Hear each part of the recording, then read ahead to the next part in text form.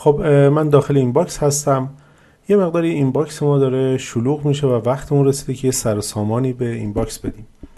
یکی از کارهایی که انجام میدن معمولاً این هستش که میان و در داخل این باکس و البته در داخل سند آیتم فولدر میسازن و ایمیل ها رو در داخل اون فولدر ها طبقه بندی میکنن. به عنوان مثال من الان میخوام اینجا یه فولدر بسازم به عنوان باجت ریپورت که ایمیل هایی که مربوط به باجت هست و درگشون کنم و در داخل باجت ریپورت بندازم. اینجا من میام مثلا یکی از این ایمیل ها این هستش، درگش میکنم داخل باجت ریپورت میندازم.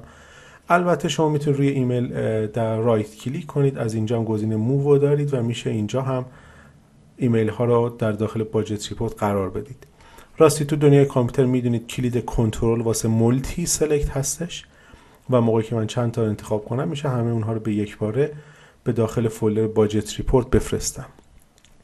فرض کنید این فولدر برای من خیلی فولدر مهمیه، میخوام همیشه دم دست باشه. من فولدر رو میتونم درگش کنم و در داخل فیورت هام این بالا بندازمش. قاعدتا فیورت ها چیز خاصی نیست، فقط شورتکاتی هستش که از یه فولدر این بالا ایجاد میشه. دقت کنید اگه خواستید چیزی از فیورت پاکش کنید ریموو فرام فیورتس رو بزنید و اینجا دیلیت فولدر رو نزنید که واقعا دیلیت میشه.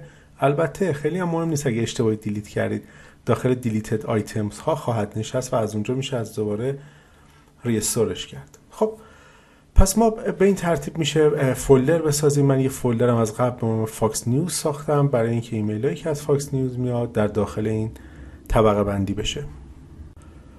اما اجازه بدید من برم داخل این باکس یه نگاه دقیق تری به این باکس هم بندازم. تو ویو میرم به حسب فرام گروپ و سورت میکنم. از اینجا من کلپس رو بزنم که همه ایمیل های من اینجا به صورت گروه بندی نشون داده بشه. میبینیم که من از ادکس هم یک سری خبرنامه دریافت میکنم. من میخوام به صورت اتوماتیک ایمیل هایی که از ادکس میاد در داخل یه فولدر بره. دقت بفرمایید تمامی این ایمیل ها رو من یکیشون رو باز کنم و به شما نشون بدم از news@edx.org میاد. پس بنابراین من میخوام هر ایمیلی که از news@edx.org اومد به صورت اتوماتیک به یه فولدری بره. بذارید فولدرش رو بسازیم. اینجا اسم فولدر رو میذارم edx. خب برای اینکه این کار به صورت اتوماتیک انجام بشه ما باید یه رول بسازیم، اما این رول خیلی رول مشهوریه. به همین خاطر اگه به پنجره رول ها برید اینجا شورتکاتش رو شما میبینید. اگر من روی این گزینه always move message from edx کلیک کنم خود آوتلوک برای من این رول رو میسازه، فعال میکنه و بلافاصله اجراش هم میکنه. من روش کلیک میکنم، احتمالا پنجره باز میشه، میگه اینا کجا برن، حواسم هست میگم بره تو این باکس داخل فولدر edx. اوکی رو میزنم، بلافاصله این رول ساخته شد. با یه وقفه چند لحظه‌ای تمام اون ایمیل ها به صورت اتوماتیک رفت در داخل فولدر edx نشست. خب شاید از من بپرسید رول ها رو از کجا میشه دید. من به شما خواهم گفت از همین پنجره رولز اگر برید پایین ترین گزینش منیج رولز الرتس هست. من از اینجا میتونم رول هایی که ساختم رو ببینم، اونها رو فعال یا غیر فعال کنم یا حذفشون کنم یا ادیتشون کنم. میزنم پنجره رو. من خواهید دید که اینجا یه رول ادکس ساخته شده، راستی داخل پرانتز 2 نوشته، چون من قبل از اینکه ویدیو رو تهیه کنم یکی دو بار این ویدیو رو گرفتم، به همین خاطر آخرینش ورژن 2 شد. رول اینجا هستش. اگر نگاه کنید چک مارکش خورده، یعنی اینکه این رول الان فعال هست.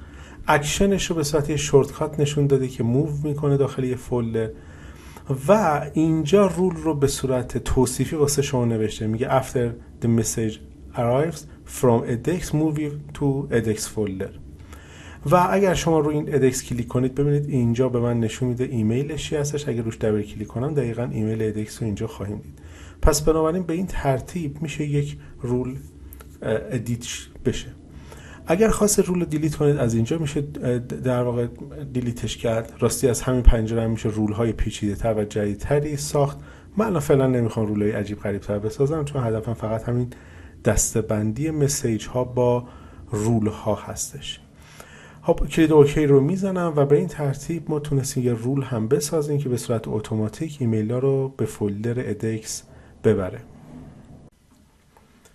نکته بعدی که توی دسته‌بندی ایمیل ها میخوام به شما بگم فرض کنید یک ایمیلی هستش که چند بار رد و بدل شده بین یه تیم. مثلا اینجا ما یک ایمیلی داریم برنامه‌ریزی سفر کجا بریم. اجازه بدید من برم اینجا تو ویو کانورسیشنش رو بزنم که شما ببینید که این ایمیل چند بار تا به حال رد و بدل شده. قرار بود حالا جایی بریم و بعد ایمیل ها رد و بدل شده و به اینجا رسیده. این ایمیل فرض کنید مثلا نمیدونم لانچ یه محصول جدیدیه یا کمپین تبلیغاتیه یا پروژه جدیدی قرار استارت بشه و میخوام این ایمیل با این سابجکت خاص در واقع زیر نظر مستقیمم باشه و یه دفعه ایمیلی اگر احیانا توش میاد از دستم نره. ما توی تب هوم یک آپشنی داریم. من روی یکی از این ایمیل ها وای میسم، مهم نیست، مهم سابجکتشه در واقع. always move message in this conversation. میگم تمام ایمیل هایی که مربوط به این کانورسیشنه و ملاک این کانورسیشن سابجکتش هست رو به یه فولدر خاصی انتقال بدم.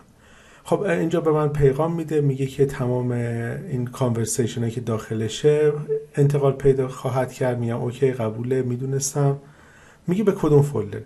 من حتی میتونم زیر مجموعه اینباکس نذارم بلکه زیر مجموعه اکانتم بذارم. من میام رو اکانتم وای میسم، یه دونه اینجا نیو میسازم، اینجا اسمشو میذارم برنامه ریزی سفر و اوکی. و اگر نگاه کنید زیر مجموعه اکانت هم اضافه میشه. حالا که من اوکی بزنم بلافاصله تمام این ایمیل ها به این فولدر خاص انتقال پیدا میکنه. راستی جای این فولدر هم بدیهیه که میتونم تغییر بدم، حتی میتونم بالای این باکس بذارم که خیلی دم دست باشه. اما الان میخوام یه ایمیل دیگه ای هم بفرستم. در واقع باران میخواد یک ایمیل دیگه ای با همین سابجکت بفرسته و ببینیم که اون ایمیل جدید کجا خواهد نشست. بذارید من ایمیل رو بفرستم و نگاه کنیم.